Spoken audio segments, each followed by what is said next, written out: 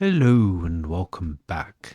And I have realised, looking at my schedule for these releases, that this episode will go out on Christmas Eve. It'll go out on the 24th of December. And I was thinking, should we have a sort of a special Christmas themed episode? Do some sort of messing about to try and transplant this game into the Arctic climate, or do something silly. Then I realised something, which is, of course, this is not a kind of broadcast television. It's not going to go out on a schedule like that.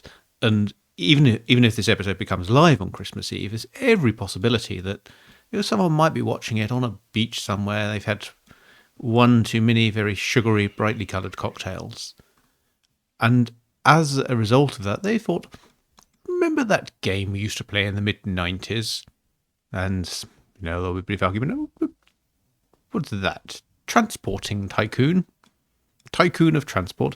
And they'd look up videos on YouTube and they'd stumble upon this, and I would be whittering on about, are you putting your decorations up? And they'd be, where? There's only sand and ocean. How are you going to string tinsel across that? It's just going to sort of lie there looking like a mess. So we're not going to do that. What instead we will do is just have a whole batch of episodes released on the same day, so that you can kind of, if you are watching this at Christmas time, you can kind of sneakily watch it during the main meal. If you're watching this on holiday, then keep sipping and enjoying those brightly coloured sugary cocktails and try not to think of what's going to happen to your head the next morning. Anyway, that was a suitable waste of time to build up a little bit of money so I can go and do some things. Things like, so these, where were these? These very old vehicles that we wanted to replace with Enterprises, and then we didn't have enough money to. I was still going to kind of force replace them, because I feel, that the Enterprise, I need to use that prototype vehicle. Otherwise, I will be in the manufacturer's black books, and they won't allow me to have any new vehicles. Ooh, some sort of horrific horse-on-horse quantum tunneling going on there. That's joys of an old graphics engine. Okay, so let's replace these. Let's replace these with Enterprises. And the Enterprises, by the way, we have an existing route here, so we're not much point to doing it. But the Enterprises do have one kind of useful feature, which is that they're not articulated. It means they don't have to use these drive-through road stops. We could have some kind of terminus road stops. So maybe we might make use of that at some point, but not right now. Let's build those and set those going. So off those pop. So that's good. And so now that leaves us with the question of what to do with the patentee, the brand new locomotive that we've just got a hold of. And that, I think, really needs enough express cargo, I think, to make this work. So let's see if we can find, maybe, let's have a look at what else pays decently. Because we have two problems. We don't really have enough towns to provide passenger services. No, actually, do I say that? How well does Clonfert?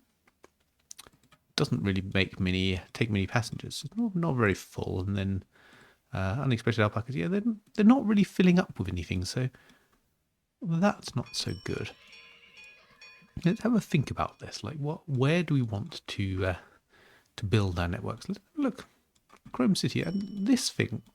I wonder if this has a few passengers waiting. This has a few passengers waiting. This has passengers and mail waiting. I think those rockets, which should really be spaced out more. I think we could possibly get away with having another rocket on here. And passenger numbers are increasing there, so let's do that. See how that goes. That's rather chewed through our money already, so let's do that. Let's get the timetable as well set up. So these are nicely spaced out. Oh, okay, so I'm still kind of casting around for. Oh dear, I think the patentee, we might be running low on time to build one. So let's just do that now. Let's kind of did we? No, we didn't actually accept the patentee. I don't think. So there we go. That's that problem solved. We never accepted the patentee. We didn't have enough. So, relax. We don't have a train that we need to suddenly build. We only need to worry about the enterprise. So anyway, so about the Steam. What were we saying about Steam? So I had 2 episodes ago. I came over all Steam is the future, which was down here, where we were transporting a cargo which had quite a steep drop off in its payment rates, and we had a nice flat route to do it on. And having these trains which shifted it faster actually pushed the profits up. And then the previous episode, I suddenly switched my mind and I went, well, no, Steam is not the future. Horses are still the future. Horses are still the thing to go by. Even if we have this tedious naming and replacing them, horses are best for this low-income cargo and this hill. And so what really... Like, how can we reconcile those 2 viewpoints? What am I actually trying to tell you with this series is that vehicle selection with these tough difficulty settings is very important, and horses are good for this sort of bulk cargo, which you just want to very, very slowly transport across at low costs. Locomotives are good for high-paying cargo, where you want it transported quickly, and the extra cost of transporting it quickly is offset by that. So really what we should have been doing, what I should have been doing, I mean, you weren't a part of this at all, this was all my own fault, is looking at this graph and saying, well, these sort of lower cargoes down here, especially these ones which don't really drop off that much, the salt and the things from the back of the sofa, these are ideal for horses because it doesn't matter in the slightest if it takes 180 days versus 10 days. I mean, there's some drop off, but it really doesn't matter at all. Whereas engineering supplies, by moving to something that transports them quicker, you really are increasing the amount of profit you can make from them. So that is our lesson. Look at these as well. These horses, like 40 horsepower, and they're slightly overpowered. And horses genuinely for life could actually output more than 1 horsepower. Well, the 1 horsepower was a very, very conservative estimation of the power of a horse. These, they have almost as much power as that 50 horsepower locomotive we were doing, and way more tractive effort. And this is why they're doing better at the hills. So, and the only trade-off is obviously that they are slower. But anyway, that is enough of the information dump. We haven't really built anything, so we want to keep building out this network. And what else do we have? So we have this in iron ore mine. So is there anything we can do with iron ore? And this again is being a little bit disconnected. But do we have any blast furnaces around here? Let's have a look. Ooh, not really. So there's not much we could do with that iron ore mine. That's rather a shame. We would have liked to take iron ore somewhere. That would have been very exciting. But the chloralkali mine requires salt. Ooh. We can see we've got our soda ash plant over here. So what we could do is start expanding this. Now let's have a look at the levels, because it's less critical with the horses, but these are... So this is 1 level higher than that, but we also... So this is at level 2. So yes, so we could elevate some ground here. And I'm going to put a sort of a... Again, I'm going to try and do some of this nice little station decorative playing around y sort of stuff. Let's have a storage shed or 2. Let's have some raw materials. We might have a mineral pile. Anything else we can build that would look nice? Silos and things don't look like they're the right thing. And you did these armoured vans. Let's have a sort of a shipping office as well. Just make the station kind of nice and decorative. There you go. This is very important. This it has huge gameplay ramifications for the state of our company and network. let's do this. Let's pop this in here. Let's kind of build some turns like that, and then let's pop that there. No, I want that to be nice like that. There we go. This, I think we can bridge this out to here. Now, if this was near a local authority, they would be going absolutely spare at the wanton destruction of trees. It is not, so we don't have to worry about that just yet. So, well, there we go. So let's build. Let's try not to do any more eco-terrorism. Let's do that. So, excellent. And there we go. That's good. So, and another suspension bridge. Excellent. There we go. I had a fortunate escape actually with this series, and it turns out that those who do OpenTTD streaming and or general gameplay obviously have a sort of a similar set of cultural references, because I had an abandoned version of this, which I kind of, my first attempt at this series was with some easier difficulty settings. Didn't have Tyler's town sets. Oh no, I'm out of money. Should I just get a loan and do this, or should I wait? Let's get a loan. Let's not mess about with this, with waiting for everything to happen. So blah blah. So yeah, so I had an early version of this, and I wasn't using. I found it actually was slightly too easy. I wasn't using Tyler's improved town layouts, and that as a result meant that my towns had lots and lots of passengers, and I was able to just make huge profits just by building little bus networks. And in fact, I didn't realize this early enough, and I was being resoundingly thrashed in operating profit performance by one of the AIs, which was exploiting this, and I wasn't. And I thought, hang on, that's not really difficult settings. If you can just set up stagecoach networks and you can make scads of profit, that's no fun. Just going to add that there, so there's more space for trains to wait. I may as well do that. That's no fun if it's all kind of all you have to do is keep building town centre bus networks. So I thought, well, let's do some more difficult settings. But anyway, where am I going? Where am I going with this long ramble? What are the Clanfair Brine Works? Yes. Okay. So anyway, I made reference, to the cartoon, the raccoons, which was a weird one actually, because it was people of my age seemed to say that they grew up with it and they loved it, and they thought it was fantastic. I begged to differ. For me as a child, it was only ever okay. It was always really, really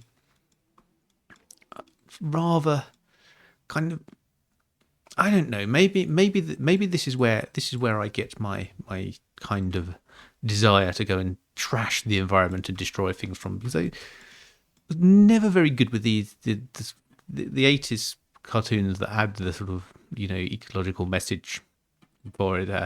And people said, well, we don't want to do that in the real world because that will be difficult and actually have some benefit. But we have lots of cartoons telling you to be nice and recycle and plant trees and things.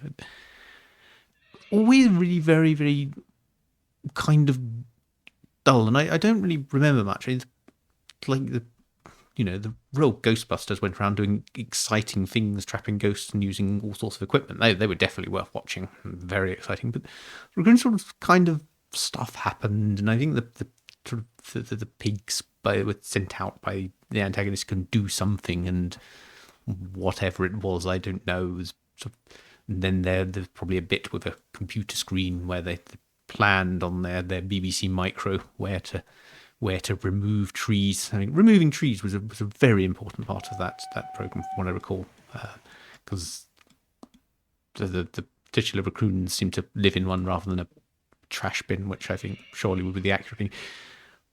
Anyway, long story short, a few days ago, I was watching the Oxcast stream their charity themed OpenTTD, and they made reference to the same thing, and I thought, what a lucky escape, because if I had made that reference and then my video had been released sort of somewhat after that on the schedule, it would have looked like I just stolen that reference wholesale, even though I'd made it before.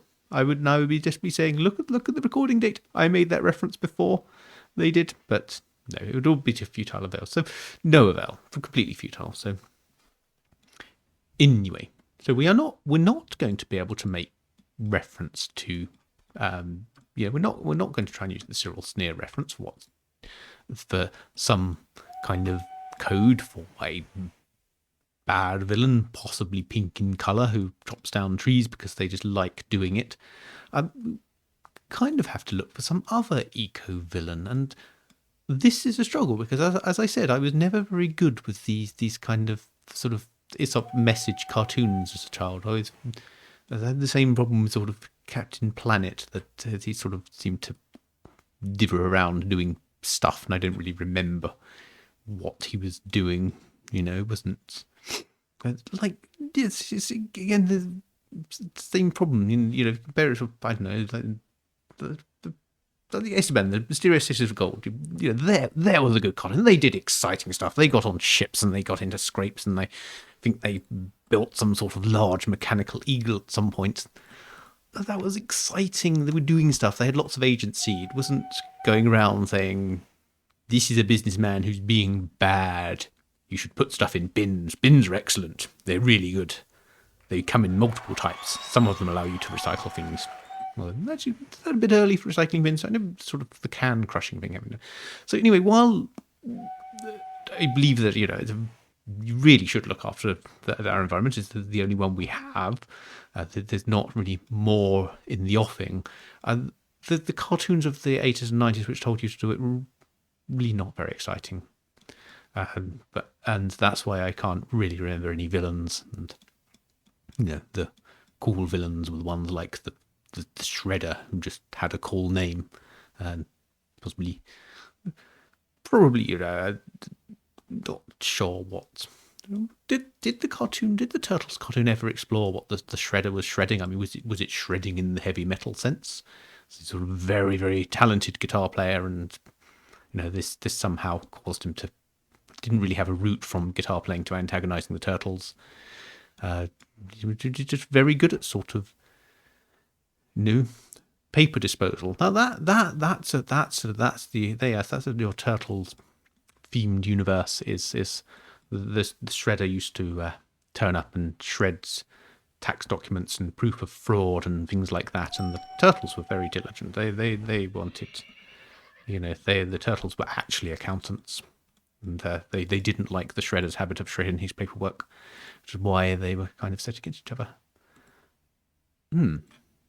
My trains oh yes, the reason my trains are empty is I'm looking at the ones returning. So these are making money. They're not making enormous amounts of money, but they are making some money.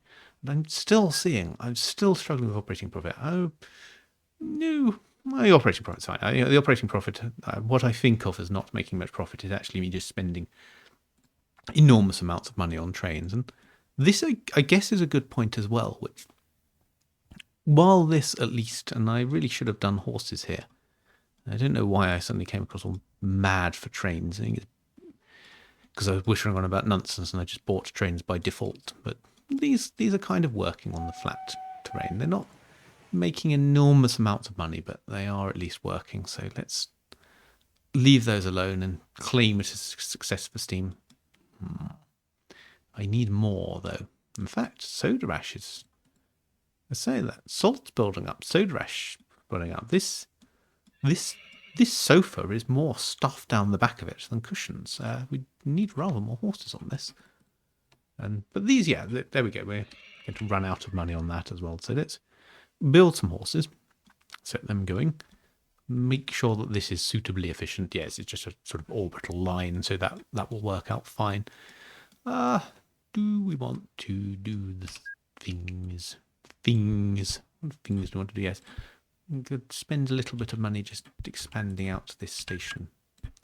So in a very, very inefficient way. I mean, this would be, if we weren't just using horses, which only go about 18 miles an hour, this would be very, very slow sending trains around this. Some back and forth with a really tight turn here, but doesn't matter for now. We just want to improve the throughput of the horses. So there we go. So that's running okay. Those are making this. They're rather marginal, actually. I'm not sure I like this very much. So let's have a look, see how this is doing. So these are salt. So this is a salt train. So these, put our salt trains in a group. And let's also check while we're here that we don't have any horses, because it's been rather a while, actually. And we're seeing, 1824, that's going to be problematic. Yes, these are starting to get old. So I'm just going to send these off to some depots because we need to renew those, the 1824 and 1825 horses. I'm using a newer version of Timberwolf's trains. There was a release a few days ago. Well, if there was a release, I released a new version a few days ago, which makes that horse penalty a little less insane. I felt that sort of paying £10,000 just because your horses get a little bit old was just too much. So we've calmed that down a little bit. So if you now are trying to play along with this and you're using the 1.2 or onwards of Timberwolf's trains, you won't have quite such a awful time as I did. So anyway, so that's a little detour through stuff. A little detour through my cartoon dislikes and my fact that I do not want to tie this down to one point in time. So it's not going to be a Christmas themed episode because you might not be watching it at Christmas. And we've built a train route that probably should have been a horse route, but at least it works this time. And I think that's a good place to stop things because I did not see any clamouring for people to see horse replacement happen in real time, or at least I hadn't at the time this was recorded. So I shall do that offline, and then I shall return in a future episode.